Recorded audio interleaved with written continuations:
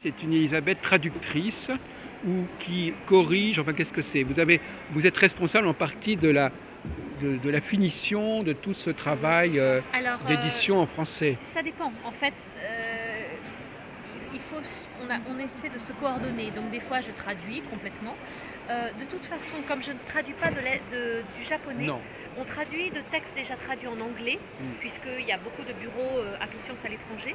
Et ce qui se passe, c'est que ensuite, j'ai toujours un collègue qui vise la traduction avec le texte japonais. C'est très important. Ah, Parce qu'il peut y avoir des malentendus déjà au niveau qui du connaît le texte. français et le japonais. Oui, D'accord. mais qui n'est pas suffisamment bon en français pour avoir un français Voilà. écrit Mais il peut impeccable. il peut s'apercevoir qu'il y a des trucs qui vont Complètement. pas. Et souvent, nous avons des discussions même jusqu'au moment du doublage, Ah, parce oui. qu'il y a des conférences que l'on double simplement en voix off.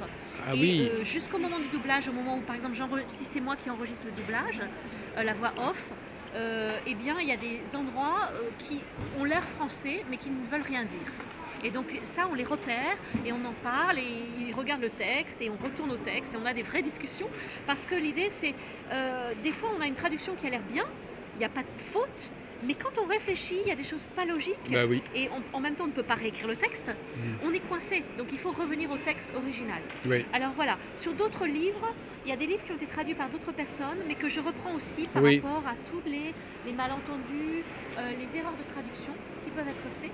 Et en fait, souvent, c'est moi qui révise les textes en dernier parce que, en fait, je suis celle qui connaît le mieux les enseignements de Maître Okawa parmi les traducteurs français. Ah oui.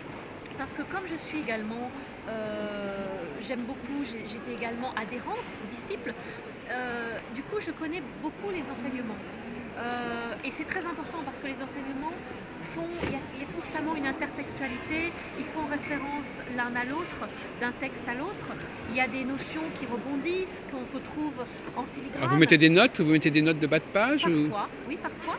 Aussi quand c'est trop technique, quand ça fait référence, par exemple dans ce dernier livre, La loi de la justice, quand ça fait référence à certaines choses typiquement japonaises, que même moi je ne connais pas, hein, je ne suis pas une spécialiste de tout. Donc là on fait des notes, oui, des renvois, tout à fait.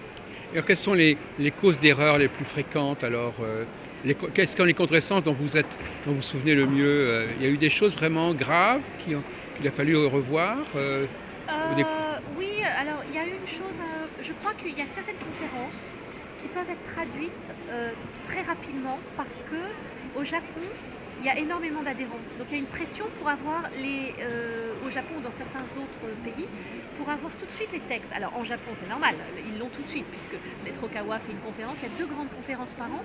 Il en fait sans arrêt, mais il y en a 2 par an qui sont des dates anniversaires de l'association. Le 7 juillet, qui est la date de naissance de Maître Okawa, mais qui correspond à beaucoup plus, à une sorte c'est comme si c'était fondateur. Et il y en a aussi une pour un peu avant Noël, qui est la grande fête de l'association annuelle, donc première quinzaine de Noël. Et en général, ces conférences sont très attendues. Le problème, c'est que du coup, elles sont traduites en anglais, parfois simultanément, pour que tout le monde puisse les voir dans les fuseaux horaires. Mais du coup, parfois, il peut se glisser des erreurs dues à la précipitation.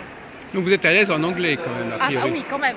Je ne sais pas parler japonais, mais au moins je parle très bien anglais. Ah, J'ai vécu d'accord. 5 ans à New York. D'accord. Même si maintenant mon anglais est un peu moins frais qu'il y a 10 ans, il reste correct et sinon je ne pourrais pas traduire. Soyons sérieux. Mais vous ne pouvez pas vous apercevoir vous-même que c'est une erreur de traduction puisque vous ne connaissez pas le japonais.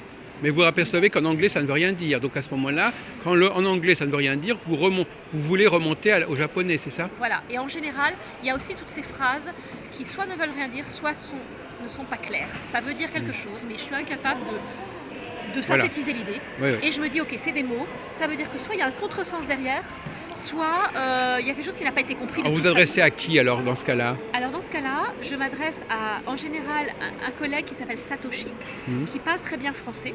Ou sinon, je peux demander aussi à Yoko, À Yoko aussi. qui parle quand même bien français, qui a aussi travaillé sur la traduction. Oui. Voilà. Mais en général, j'étais en binôme avec Satoshi, qui a déjà vécu beaucoup d'années en France, une petite dizaine d'années en France. Il a été élevé partiellement en France. Et donc, du coup, il avait une compréhension assez profonde. Voilà. Donc il y a des cas où vous sentez, vous avez le flair, vous flairez qu'il y a quelque chose qui ne va pas. Ah ben, tout de suite. Oui. Quand la phrase, mais il faut... Mais on pourrait très bien imaginer quelqu'un qui fait un contresens, mais qui dit quelque chose qui a l'air d'être cohérent. Oui, C'est pour ça. C'est pour ça que c'est pas infaillible comme Non, système. ah non. Parce qu'on peut dire on peut Rien faire, n'est on peut dire infaillible. quelque chose, on peut faire une très mauvaise traduction, mais dont on ne s'aperçoit pas que c'est une mauvaise traduction parce qu'elle Complètement. elle fait sens pour le lecteur. Complètement. Alors, mon but, c'est que ça fasse sens en français, que les traductions aient l'air d'être dans un français naturel. Ok.